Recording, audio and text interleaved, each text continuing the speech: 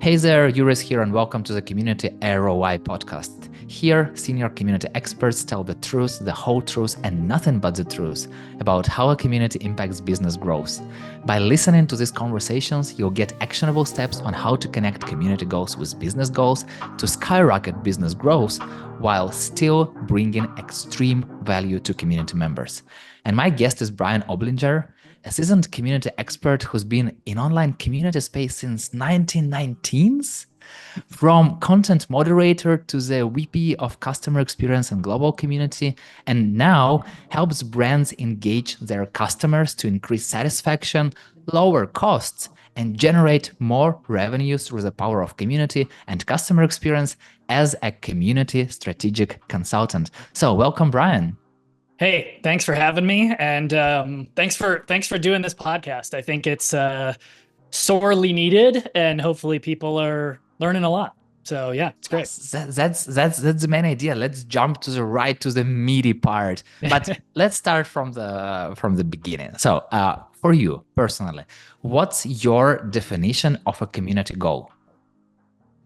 So to me, there's two buckets of community goals. One is what I call operational goals. These are your classic, page views, posts. We want to get more engagement. Maybe you might hear people say that, right? And then there's the business outcomes, which I think is what we're talking about mostly here, of how do we connect it. So within that second bucket, to me, a goal, it has to be specific and it has to tie pretty directly back to a business outcome, right?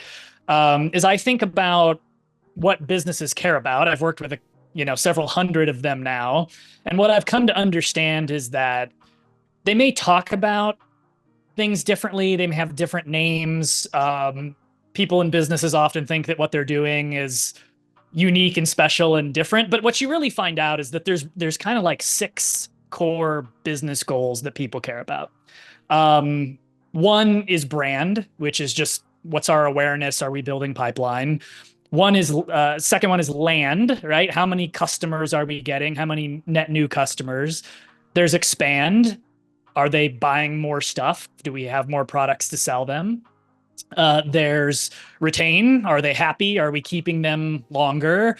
There's scale, right? Which is how we deploy our money and how efficient is that. And then there's margin at the end, which is your typical cost savings, maybe cost deflection fits in that. So that's sort of the framework with which I think of it, and how I hope other people think about it. And then connecting, okay, if it's land, expand, retain, scale, margin, whatever it is that the company cares about, or maybe it's a mixture of those things, how do we communicate how community can contribute to those goals? We're probably not going to solve any one of those fully with community, right? Just to set expectations, but that we can contribute in meaningful ways. And so I think that's how you start to tell the story internally of what a good goal is from a community perspective and how you tie it and communicate, hey, we're trying to retain our customers longer. Here's how community can do that. Here's what our goal looks like. Does that make sense? I also feel like community is like if you play in a soccer, maybe you will not be the person who scores, but you can be a person that gives you a pass and you can score for that. So I feel like community is like kind of a support part in here. And you were talking about different business goals. So what is your personal approach to understand what is like number one business's business goal? Yeah, I like to ask them, Yeah, like it's obvious. I sort of show up and say, hey, what problem are we trying to solve, or problems? And oftentimes in those conversations, they'll give you a couple, here's the three things we're trying to solve this year, or most businesses have, an annual planning cycle. So they have some, here's the main things we're trying to do this year. And through that, you try to understand, okay, if you have two or three of those goals, what's the priority of them? Which one should we solve first, or which one can we solve first? It might be the case that there's a difference between their priority and what community can do today or tomorrow or next year or whatever for them. So I'm always trying to understand what's the actual problem we're trying to solve here. What is the priority of that problem or problems, and what can community do? And then how do we sort of mesh all of that together to help them understand what order do we need to do this in? What resources do we need to make that happen? What kind of strategy do we need? Do we need to hire somebody? All of those sort of facets of community strategy to really build that narrative and story. And I think we're still very much in a lot of organizations at the beginning in terms of the educational part. So I think what we don't want to do is try to skip too far ahead and say, community is going to help us solve our retention problem. Like, I think that's a great, sort of vision or strategy to have, but we really have to explain why and how and what have other companies done, and are there proof points that we can share, because a lot of companies, this is still just very new, to them. So we're doing a lot of education and enablement as part of this, to help them connect the dots between the goals. So talking about the goal. So what is one goal of the community you were working with or you are working with at the moment that inspires you the most? That inspires me the most. I think, well, I'll tell you what I'm working on most with a lot of companies right now. And I'm inspired by whatever they're inspired by, sort of like as the nature of a consultant, sort of it's matters less about what I think and it's more about what they think. And so, in our current time, as we record this here, a lot of companies are focused on retention, right? Because growth has been slow the last couple of years due to interest rates and inflation and other factors.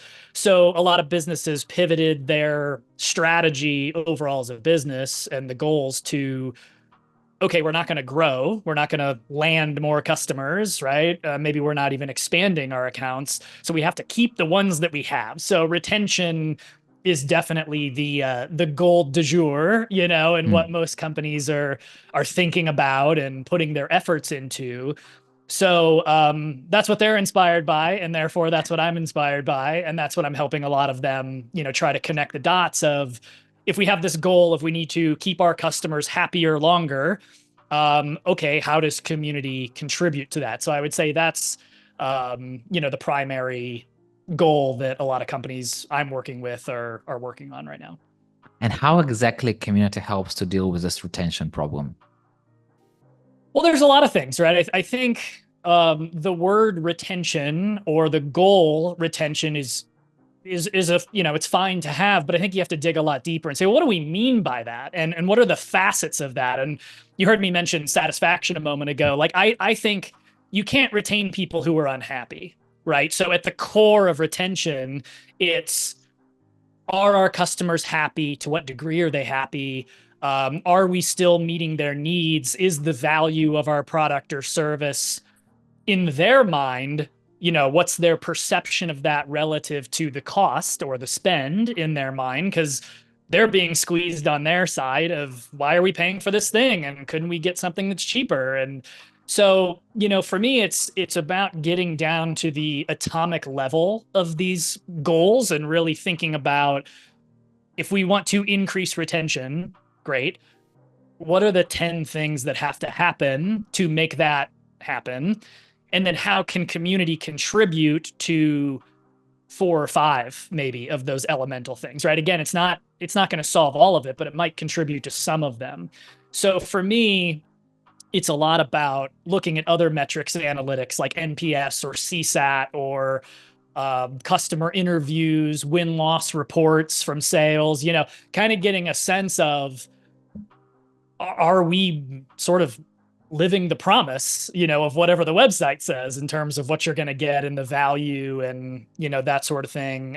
So that's sort of getting it down to the atomic level. And then I think you have a really clear roadmap of, okay, if these are the 4 or 5 things that make up retention, how do we go attack those and use community as a tool to make our customers feel more connected to us, make them happier, have a sense that they're part of something bigger than themselves, that the value they're getting as individuals and as a customer is high, right? Because then they advocate for us and that helps us with retention.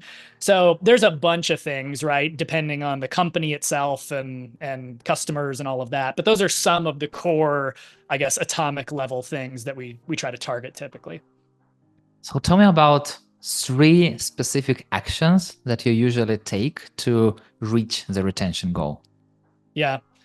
For me, I'm a big fan of education and enablement, right? We know from years and years of doing this and talking to customers that if you want them to be more satisfied and happier and feel like they're getting the value, they need to be more educated about the product, right? They need to feel like they know what they're doing and that they can build whatever it is they're trying to build or accomplish whatever they're trying to accomplish. So the number one thing that I always think about when it comes to retention is how educated are they? Are we building resources for them to learn about this product or service or use it better or feel like they're getting the value out of it? So as a specific, sort of tactic or go-to-market play, I recommend that a lot of companies build some sort of an academy or content program or, however you want to think about that, that's really focused on the education enablement side.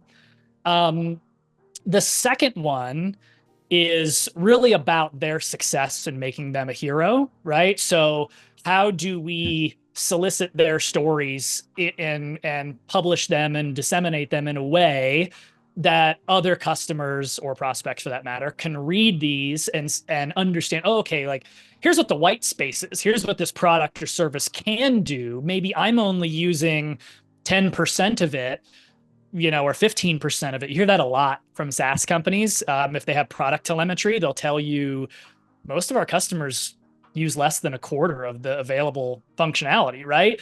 So one way that we know we can increase satisfaction and success is to get people to use more of the product and feel like they're getting value from it. How do you do that? Well, you have to expose them to those use cases and how other people are using it and what their success stories are. So you're starting to see the through line of content between these things, right? As I always say, content's queen. Like ironically, communities are about content. So the academy or content program, the success stories bit.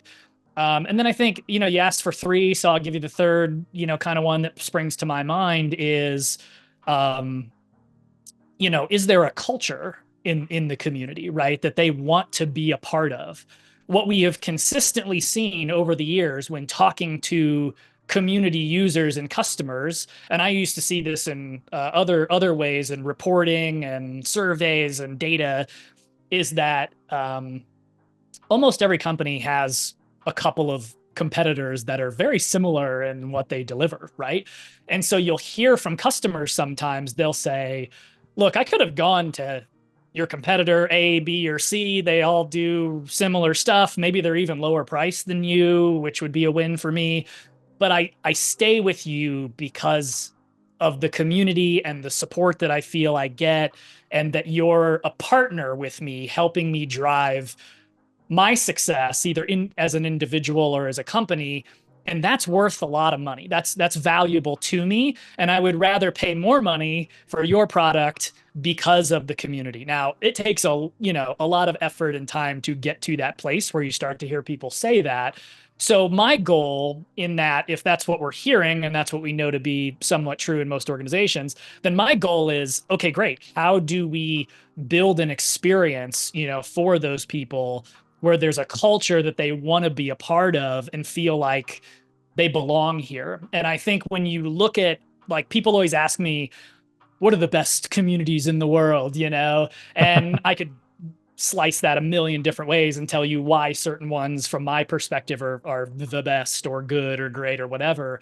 But I think if you just look at the ones that we typically refer to, right, your Salesforce Trailblazer, your HubSpot community, Drift, these kinds of things, what do they have in common? They've done a really great job of building a culture and, something that those people want to be a part of, and they kind of end up becoming locked in for life as customers of those products because they're locked in for life in the community, right? So there's a lot of things, but I would say those are the 3 that come to mind.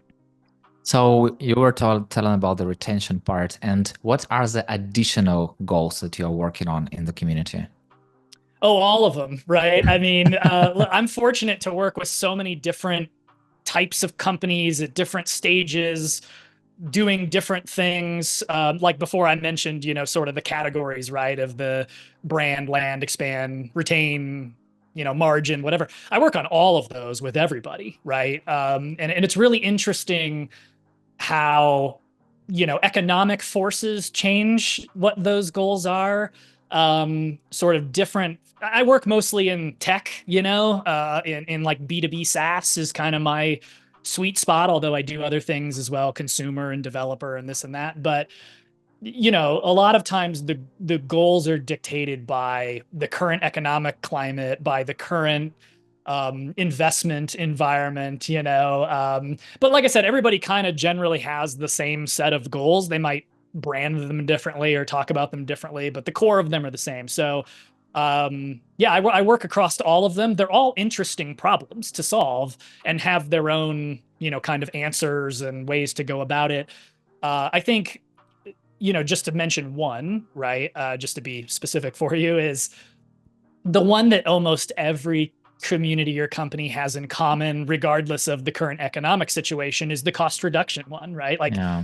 I know that people are so tired of hearing about support case reduction and that kind of thing, but there's a reason why, or reasons why. One is every company in the world needs to do it to some degree, right? They need to understand, how are we going to scale our business in a way that doesn't kill us because we're spending too much money on success support, like human-based services, right, to keep this thing running, the overhead. And the other part of it is, just simply, it's one of the easiest ones to measure, right? That we squabble in the community industry, some of us, about how to measure it and what's the right formula and whatever, and that's fine, right? That's okay. But if you're looking at the total space of things to solve and measure, that's one of the easier ones to kind of get a handle on and measure and be able to go back to your organization and say, hey, did you know we're deflecting this many cases or saving this much money? So I think a lot of people naturally gravitate to that as the first use case that they solve typically with community, because it's the most obvious one. And then you get into the rest of like, oh, okay, that was great. That worked. We're doing that well. How do we now leverage community to solve these other problems that we have? So in that way, support case deflection is kind of the gateway drug of community ROI, right? So if we connect goals with teams, let's say like support case deflection and support team, so retention rate is like customer success. So what other teams do you mostly work with, and how exactly on, and what goals are you working on? Yeah, those two you mentioned are exactly right. Oftentimes I'll work with product, and their goals tend to be around product quality. Maybe that's fueled by ideation or feedback programs that we build in community, or beta programs that are hosted in like a group in community. Oftentimes we work with marketing, right? They're interested in, how do we get more leads? How do we fill the pipeline? How do we increase our share of voice? How do we make the other competitors look bad, by having a better community, kind of building a moat in that way, right? So they'll have goals around that. Those are kind of the common four, teams that you'll see. Sometimes I work with sales at companies to more when we have like a more mature community built up, and leveraging it for social proof, or hey, don't trust us, go, like, don't listen to me as the sleazy salesperson, like, go see what the community is saying. How do you use the content and the success stories and the enablement and all the things we built in community as a way to educate prospects? Again, back to that time to value kind of metric, right, that they're looking for. So those are some of them, but I think that the best, back again to the best communities or the best companies, I think what they do really well is have a cross-functional connection through all of those goals, right? So if we said, hey, we want to reduce support costs, of course, support is the core group involved in that. But think about who else has to be involved to enable that, right? We probably need customer success managers to help us create content in community. We probably need product managers to be in community creating more like official documentation or knowledge articles. We might need pre-sales engineers who talk to customers every day to help us synthesize what are the top 10 questions that we get every day that we can make self-service, you know? So regardless of who owns the goal or who owns the community budget, it turns out that everything is related, you know, to other groups, and you need a bunch of people involved. So my recommendation to people would be, it's great to have these individual goals and sort of departmental level goals, but you have to think bigger about who across the organization needs to be involved in each one of these and build a team and get the alignment. And that's when you're really going to see, like, we're actually doing it, right? We're getting to the goals and we're showing positive ROI. What is one metric for each team that you use to show how a community impacts them? Yeah, I think we've talked about some of them, right? So for support, it's definitely case reduction or cost reduction. For marketing, it's almost always, again, like number of leads or growth percentage of pipeline. You know, maybe that's like number of people attending events, or, you know, those kinds of metrics. For product, it's often number of ideas, number of pieces of feedback.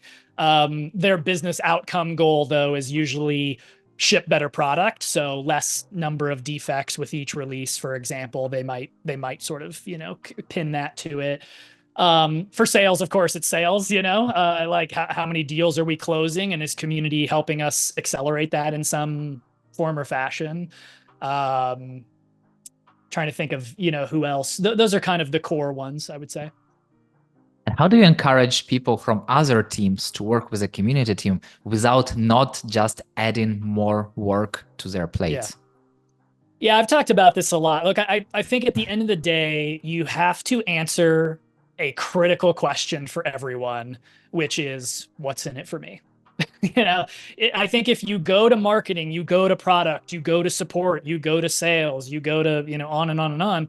And you just approach it and say, hey, we're going to build this community, and I need 50 hours of your time, you know, from your team a week, and I need you to create this many pieces of content, and I need, then I think you're dead in the water. You're going to have a really hard time, you know, getting that alignment. So instead, what you do is the exact reverse, right? You go to them and you say, tell me about your goals. Tell me about your challenges. Tell me about, you know, what's the one thing you have to do this year to keep your job or meet your goals or whatever, and let them tell you what those are. And then you can have a conversation to say, oh, that's interesting. So if you're trying, you know, if I'm talking to success and they're saying, well, we have to increase our retention by 15% before the end of the year, right? Which is a kind of a common goal. Oh, interesting. Well, we're building this community, or we have a community, you know, and here's how we can help you with that. Here's how other companies have done that. We can show you some examples. Would love to partner with you on that. And maybe before we go all the way in, maybe we just do some experiments that are kind of small, and just to prove to you that, like, this is worth your time, and see if it works or not. And then we'll cut the stuff that didn't work, and we'll double down on the stuff that did, and start to build that relationship. And instead of telling, it's more about showing, right? And you want the leaders of those groups to say, yeah, like, that was a good ROI for us as a department to invest 20 hours a month or 5 hours a week or XYZ dollars, or, you know, whatever it is, to help them in community do this, because then we saw on our end the positive, you know, feedback or ROI. So I think that's what it's really about, is becoming this very cross-functional chameleon. You serve them, right? You serve the business and the people in it. And in that way, community is more of a center of excellence, we might have said 10 years ago, right? But I think that sentiment is still correct. And that's ultimately how you succeed, as opposed to just pretending like it's everybody else's job to help you build community. Yeah, it's like when you are needy and like, yeah, I need, I totally hear it. It just doesn't work. But some people think that way, and they just, I need to use this, I need to use there, I need to use this, and then like, why nobody's working with me? Like, yeah, like they have a ton of tasks to do themselves. So totally get it. And I'm curious, how do you bring visibility to the overall community impact on business internally? Mm. Yeah, I think it comes down to the communication part of, how do you talk about, well, let me back up. How did you set expectations in the beginning? I think is really like, I often talk about this, that so much about the success of community and people's perception internally is about the expectations you set up front. What was your business case? How did you talk about the connection between the company goals and the community goals? How did you project whatever you thought the impact or ROI could be? So I think that's half the battle, is the upfront. How are you teaching and enabling people what a community is and what the value can be, properly setting expectations? And then when you come back to them later with that foundation in place, saying, here was our goal, here's what happened, we exceeded it, we missed it, we're on track, that sort of a thing, I think is just super important. The cadence of it, I talk about this a lot of, there's definitely too much and there's definitely too little. And it's a little different in every organization for different stakeholders. So you have to really figure out, what is the right amount of me telling them or showing them charts or which metrics they do and don't care about, and building a measurement program. I always talk about this, like, measurement and ROI in and of itself is a program that a community team should build and operate and scale and spend a decent amount of time on, for this exact reason, because you're just not going to get the budget and the headcount and the belief and the buy-in if you can't tell the story about what you do. And I don't think you should spend all of your time telling the story about what you do. That's probably counterproductive. You got to still maintain the community, right? But I think people don't do enough of it, we'll put it that way. And I think it should be. The one last point I'll say, because I think it's critical, is like, so when you're going back to the business and talking about your results, I think the most important thing, if you miss a goal or you're not meeting a goal or the community didn't do what you said it was going to do or what you thought it was going to do, I think you need to do a few things. One, be honest about it, right? I think you have just factual, we hit the goal or we didn't. I mean, it's a pretty binary. Maybe you could say we're on track. So maybe there's three things. It's the stoplight, the red, yellow, green, whatever. If you are missing the goal, if you're in the red and it's like, oh, we didn't hit it, I think be honest about it. And then thing number two is take responsibility, right? As the leader of don't deflect it. Don't say, oh, well, this other team didn't help us, or maybe all of those things are true, right? But if you want to be a true leader in a company, I think you just take responsibility and say, yep, we missed. I owe you 2% or $1 million or like whatever the gap is between the goal and where you're at. And I think the third thing is have a plan, right? So I think like what happens is people show up and they say, oh, it didn't quite go as we thought. Like, we have some good stuff, but we just didn't quite meet the goal. Anyway, I'll talk to you later. And it's like, I think you have to come with a plan, right? I think the combination of those three things of, here's the fact of what happened, here's me taking responsibility as the leader of this thing, and here's what we're going to do about it, right? With very clear, here's the 5 steps we're going to take over the next 6 months. We'll come back to you in 3 months with an update. I think people are less concerned often in businesses about you missing the goal. I think what makes them nervous is that you don't have a plan to, okay, what do we need to do to get there? Or do we need to adjust the goal or whatever? So I think that's the super critical part of this is, it's okay to miss a goal or not get the exact ROI you forecasted. I think what's unacceptable to like CEOs and people at that level in a business is that you don't have a plan of where you're going from here. So that's my advice to everybody of how to structure that conversation when and if it happens.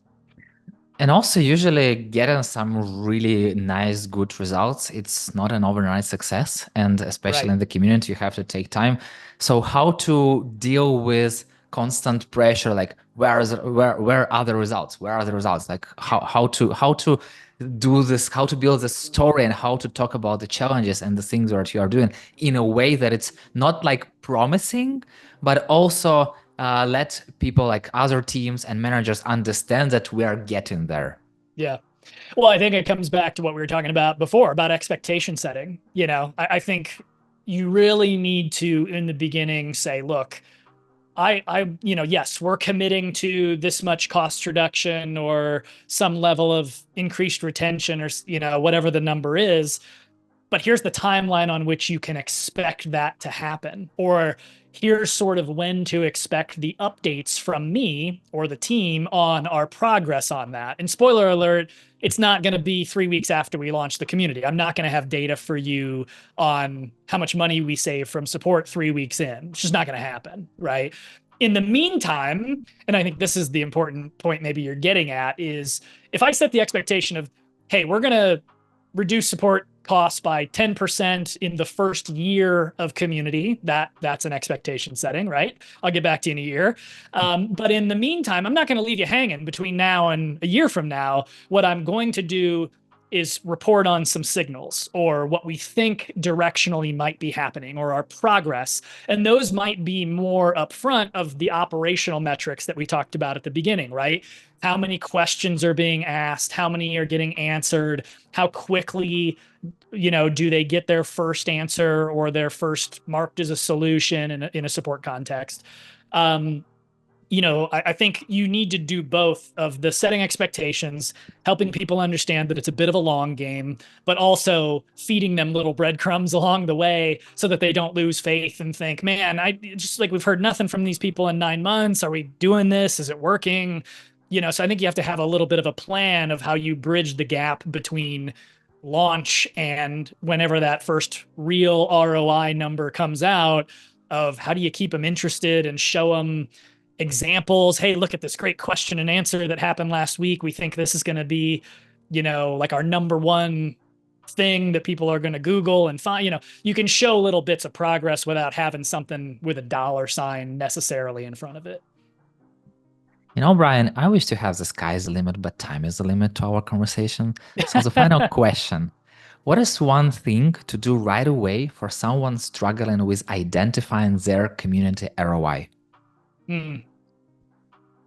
I think you have to deeply understand the business. I think this is the crux of this challenge for people, is that they'll say, well, I don't really know how to measure ROI, or, I don't have the data or whatever. And like, those are all very real things and constraints. But I think when I dig in with them and say, okay, let's understand why that is, what I often find is that they don't actually understand the business objectives, and what those are at a high level.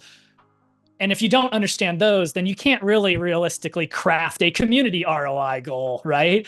So for me, it comes back to just building some level of business acumen, understanding at a very base level, how do businesses work? What do they care about? How do they measure success or failure? And I think if you have that as a foundation, then it's going to really help you when it comes time to craft your community goals and ROI calculations. It's a much better path than you trying to create some goal that you don't really understand how it connects to the business. So maybe a bit of a generic answer, but I think it's the one that most people kind of struggle with for various reasons. So anyway, go research your own business and find out how it runs and what they care about and what the dashboards look like for the CEO. And I think that will inform you on how you can succeed with community. I also feel like really good community builders have to have really good understanding on how this business stuff works. So it's not enough to be able just to talk to people and connect people. You really have to understand business. And I feel like it's something that some community builders out there are missing, but hopefully they won't, because otherwise, how can you calculate it? Yeah. So, and last but not least, name 2 people I should reach out to talk about community ROI. Two people. I'll point you to whatever just popped in my head right off the bat. One was Tiffany Oda.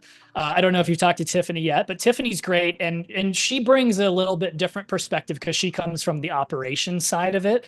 So how she thinks about ROI, and how to calculate it and all that is like really interesting and exacting because that, is sort of the world she comes from. The other one is Claudius. I think it's Henriks is how you say his name. Longtime builder, worked at many companies over the years. He's been doing this, almost longer than anybody else as well. And I think he has a really super good, perspective on this and how to think about it and how to talk about it in different types of companies. He's worked in consumer companies, he's worked in SaaS companies, yeah, go talk to Tiffany and Claudius if you can. I think they'll be super interesting interviews. And what is the best way to connect with you? I'm everywhere, but I think LinkedIn is probably the number one place. And especially if you like this topic or you want to know more about it, this is something I talk about all the time, nonstop, forever. So if you want a pretty steady drip of, the business side of community and ROI and talking to stakeholders and this kind of stuff, I would say give me a follow on LinkedIn, and you'll probably, hopefully, I'll say you get tons of value out of that as well. Definitely, I double that because that's how I learn a lot about ROI, just by following your posts and what you share. And yeah, Brian, thank you so much for this super valuable conversation and sharing your amazing experience so openly. No, thanks for having me, Yurii. It's always good to talk to you. Yeah, I hope this helps. I hope people, take this stuff to heart and learn a lot. And again, just thank you for doing this. I think it's a super needed thing. So keep up. Keep going. I hope to. And yeah, see you in the community world. And thank you so much for listening. If you have any questions about how the community can help you reach and overcome your business goals faster, let's connect on LinkedIn and talk about it. That's it. We're done. See you in the next episode.